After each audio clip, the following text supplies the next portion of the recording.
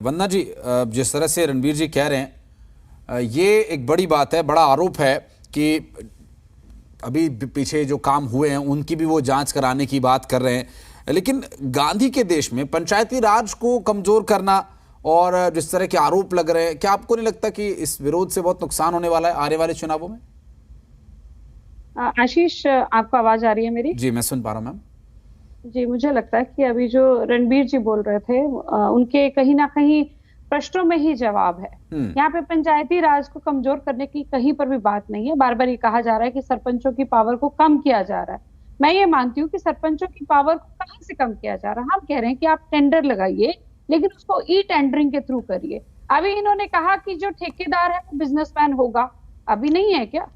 बिना बिजनेस वाले जो है वो टेंडर लगाते हैं क्या? कमाल कर दिया। जो सड़क बनाता है वो बिजनेसमैन ही तो होगा। सड़क जो बनाने का काम करता है वो अब आगे टेंडर लगाएगा। पहले वो लिखित में लगाता था, अब वो ई टेंडर लगाएगा। हम्म। तो ये मुझे इसका इसका कोई लॉजिक नहीं समझ आया कि वो बिजनेसमैन होगा। तो जो काम जो कर सकता है वही करेगा ना, कोई और तो आएगा नहीं इसको करने के लिए। अभी भी जो करते हैं वो लिखित में लगाते थे, आगे से वो आगे उसको वो ई टेंडरिंग करेंगे। दूसरी बात इन्होंने कहा कि परसेंटेज फिक्स हुआ करती थी, तो यही तो बात है।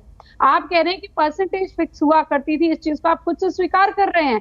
तो जो अगर ई टेंडरिंग होगी सबके सामने, जिसका सबसे लोएस्ट बिड होगी उसके हिसाब से उसको जो है टेंडर खुलेगा, और कोई भी ऐसा व्यक्ति गांव का वो कभी भी देख सकता है। पोर्टल पे जाइए और खोलिए, नॉलेज आपको मिल जाएगी कि कौन व्यक्ति क्या काम कर रहा है, उसके लिए कितना पैसा। और जहां तक सरपंचों की पावर कम करने की बात है, एक बार तो शुरुआत में ये बोला गया कि 2 लाख रुपए तक ही खर्च कर सकते हैं। अभी मैं जयप्रकाश जी को सुन रही थी, मुझे बड़ी हैरानी हुई कि इस तरह की कोई बात कर सकता है कि 2-2 लाख करके हम करेंगे तो पता नहीं 1 करोड़ का खर्चा होगा।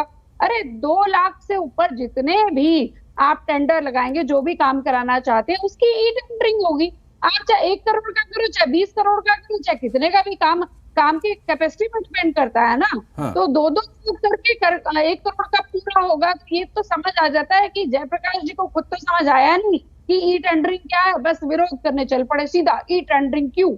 मतलब क्या प्रॉब्लम है जब सब जगह ई टेंडरिंग हो सकती है? मैं ये मानती हूँ आशीष, जब एक समय में कंप्यूटर्स नहीं हुआ करते थे, आज हर एक काम जो बैंक का है वो कंप्यूटर से हो रहा है। डिजिटल लेन देन है वो भी शुरू हो रही है। तो अगर आप पारदर्शिता लाना चाहते हैं तो उसमें ऐतराज वाली क्या बात है? उसका जवाब जरूर देना चाहिए। सिर्फ ये विरोध करने का कि ई टेंडरिंग से ये हो जाएगा वो हो जाएगा, उस पर आप इस करके तो देखिए। आप खुद से स्वीकार कर रहे हैं कि परसेंटेज हुआ करती थी। तो अगर आपको लगता, हम कहते हैं कि ई टेंडरिंग से वो सिस्टम जो है वो बदल जाएगा, तो आप इस्तेमाल तो करिए। आप तो पहले ही हाथ खड़े कर दीजिए, नहीं हम तो इसको करेंगे नहीं। कोई बदलाव नहीं है, सरपंचों की पावर वही है, बस ई टेंडरिंग करनी है। जो हाथ से टेंडर होते थे अब वो ई टेंडर होंगे, और तो कोई बदलाव ही नहीं है। पैसा आपके पास आ चुका है, 1100 करोड़ जो है सरकार दे चुकी है। हाँ। आप उसको इस्तेमाल करिए।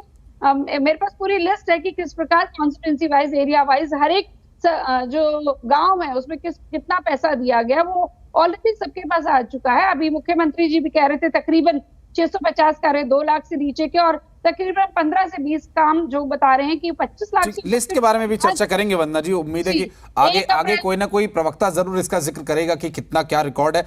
चूंकि देखिए, एक नवाचार है, एक बदलाव की कोशिश है, एक पारदर्शिता का प्रयास है सरकार की तरफ से। बहुत सारे ऐसे काम किए गए जिसमें भी तकलीफ हुई।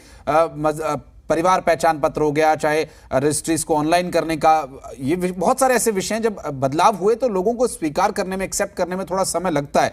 लेकिन क्या ये वाकई सिर्फ स्वीकार करने में लगने वाला समय है या फिर विरोध के लिए विरोध हो रहा है?